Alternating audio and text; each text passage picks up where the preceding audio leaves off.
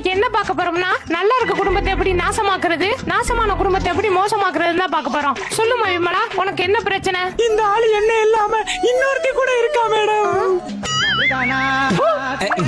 சிரிக்கிற நீ? அந்த பொண்ணை எப்படி உனக்கு ஏமாத்த மனசு வந்துச்சு? அந்த பொண்ணோட முகத்தை பாரு. என்ன ஒரு கொடூரம். நல்ல மனித குரங்குக்கு மனித வேஷம் போட்ட மாதிரி இருந்தாலும் அவளுக்குன்னு ஒரு மனசு இருக்கா இல்லையா? அவளை எப்படி உனக்கு ஏமாத்த மனசு வந்துச்சு? மேடம், சைக்கிள்லயே போயிட்டு இருந்தவனுக்கு பைக்கை பார்த்தா பைக்ல போலாம் தானே மேடம் தோணும். அடுத்து காரை பார்த்தா அதுலயும் போலான்னு தோணுமா? உங்களை பார்த்ததுக்கு அப்புறம் கார்லயும் போலாம் தோணுது மேடம். வகந்துருவேன். ஏமா போய் நீ இவனை கல்யாணம் பண்ணிருக்க? உனக்கு என்ன அழகு இல்ல, அறிவு இல்லையா, படிப்பு இல்லையா?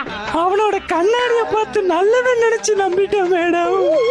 இப்ப அந்த பொண்ணுக்கு என்னப்பா பதில் சொல்ல போற நீ? இதுக்கு மேல என்ன மேடம் சொல்றது? இவளை என்னையும் வெட்டி வச்சிருங்க, அவளை என்னையும் கட்டி வச்சிருங்க. அடிசருப்பால என்னை பார்த்து என்ன கல்யாணம் மாலை அடுத்த மகளுக்கு கல்யாணம் பண்ணி வைக்க? மேடம் உட்காருங்க. கோச்சுக்காதப்பா, டென்ஷன் ஏத்துறான். அவ ஒரு ஏஞ்சல் கணக்கா இல்லனாலும் ஒரு ஊஞ்சல் கணக்காவது இருக்கால இல்லையாடா? இவ அப்படியே ஐஸ்வர்யா ராய். மேடம், ஊஞ்சலா இருந்தாலும் துரு பிடிச்சா மாத்தி தானே ஆகணும். ஐயே, இவன் இப்படி இருக்கான் கசகசன்னு. இதுக்கு மேல இவன்ட்ட பேசி பிரயோஜனம் கிடையாது. அவ ரெண்டாவது பொண்டாட்டிய கூப்பிடுங்க. இன்னைக்கு நான் அவளை கேட்கிற கேள்வியில அவ குடும்பமே நாக்க புனிக்கிட்டு சாவணும்.